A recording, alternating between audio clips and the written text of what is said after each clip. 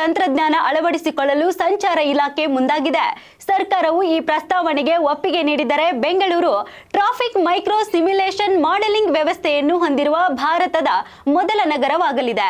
ಇದಕ್ಕಾಗಿ ವಿದೇಶದಿಂದ ನೆರವು ಪಡೆಯಬೇಕಾಗಿದೆ ಎಂದು ತಿಳಿಸಿದ್ದಾರೆ. ಜಂಟಿ ಪೊಲೀಸ್ ಆಯುಕ್ತ ಎಂಎನ್ ಅನುಚೇತ್ ಮಾತನಾಡಿ, ನಾವು ಇತ್ತೀಚೆಗೆ ರಾಜ್ಯ ಸರ್ಕಾರಕ್ಕೆ ಈ ಕ್ರಿಯಾ ಯೋಜನೆ ಸಲ್ಲಿಸಿದ್ದು, ಹೊಸ ತಂತ್ರಜ್ಞಾನವನ್ನು ಸೇರಿಸುವ ಪ್ರಸ್ತಾವನೆಯು ಅದರಲ್ಲಿ ಪ್ರಮುಖ ಅಂಶವಾಗಿದೆ ಎಂದು ತಿಳಿಸಿದರು.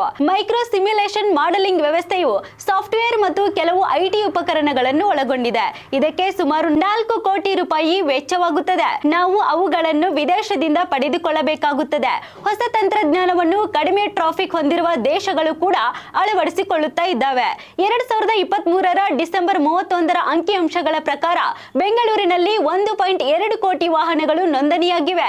ಪ್ರತಿದಿನ ಸರಾಸರಿ 3,000 ಹೊಸ ವಾಹನಗಳು ರಸ್ತೆಗೆ ಇಳಿಯುತ್ತಿದೆ.